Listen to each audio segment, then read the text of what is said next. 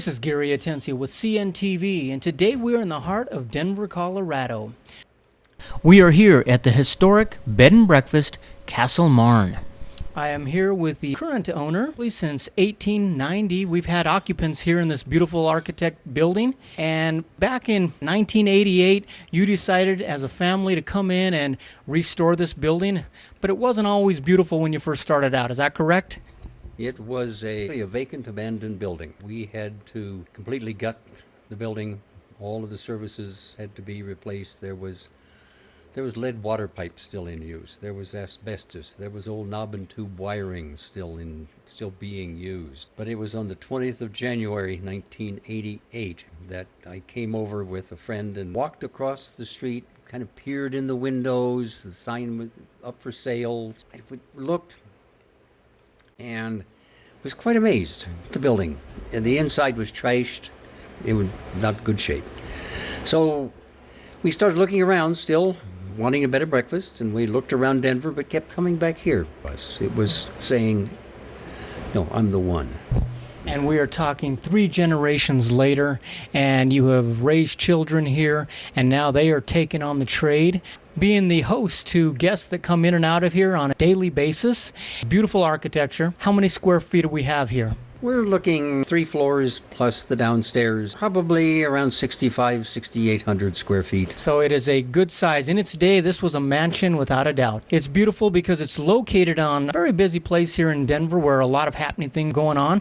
But when people come here to get away from it all and slow down a little bit and enjoy some hospitality, they're not used to back home. Absolutely right. We're a non-smoking inn. We also have no televisions. And it's amazing how many people, as they're leaving, thank us. They're able to relax and enjoy. And if it's young couples that are celebrating maybe an anniversary, they're able to talk to each other. Well, let's start out first of all, as a guest approaches the door here and they come on in. The first experience they have here is what you all call tea time. And basically that starts at what time and what goes on at that time? We serve a very comfortable afternoon tea from 4:30 to 6 each day. We, of course, have a commercial kitchen, prepare all of our foods on the premises. An English black tea, as well as an herbal tea if the people want something a bit lighter and fair. And we'll have sweets, lemon bars, raspberry bars, chocolate truffles, shortbread, other sweets. So people are just invited to come and sit down and relax. And when they come sit down and relax, they're eating some homemade goodies that, quite honestly, the reviews online, people are still talking about them. That's kind of an icebreaker for you when you can come in and the family can come in, introduce themselves. And it's a great opportunity for you to probably share some of the history on the walls. We're more than happy to talk about the history, the original photographs that we have. But one of the most important things that happens is the interaction between the guests themselves.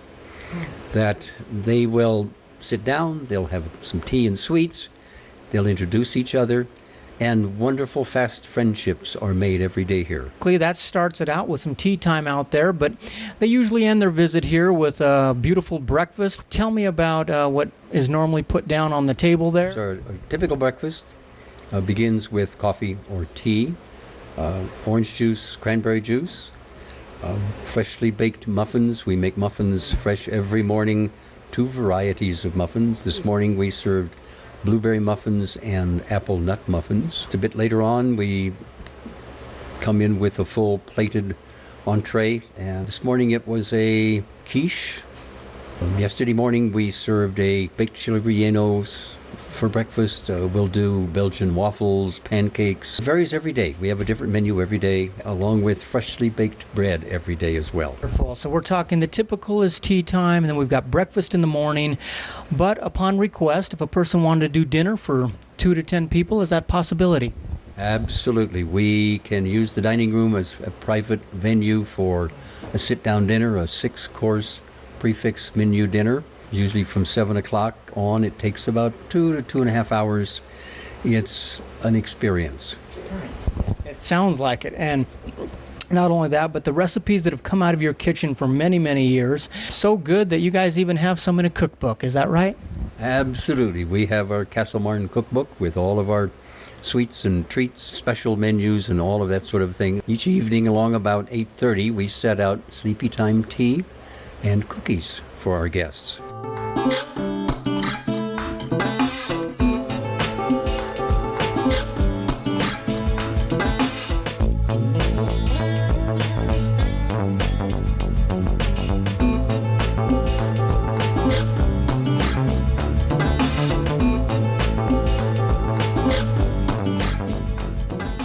So let's speak of the accommodations here. We're talking about rooms, folks, that honestly can accommodate anyone out there, from a conservatory to all the way to the presidential suite. You have got something for anyone. They're all decorated in such a way that is named after the room. It looks great. We have 9 guest rooms, range all the way up, as you mentioned, to the presidential suite, which is a wonderfully large suite on the front of the house. The original master's quarters. We have original photographs of it, and we've attempted to recreate the original sense of the room when the original owners moved here. Of course, we added an in-room jacuzzi whirlpool tub. It has a private balcony out on the front of the house with an umbrella table and chairs, so you can sit out in the evening and look out over the city off to the mountains. Very, very pleasant. We have rooms, 3 rooms with their own private outdoor 2-person hot tubs, which are very, very special. When a person comes here for a night or two, what's really nice about this is the fact that you're kind of in a secluded area and you're able to enjoy each other's company, but yet nearby, you're very close to the heart of the city here. We have attractions all around us. Tell me about some of the attractions that you're able to enjoy with your guests. Yes, we're right up here on Capitol Hill, just a few blocks from downtown Denver. Oftentimes, if we have business travelers here for conventions, they'll walk downtown to their convention meetings. Very comfortable.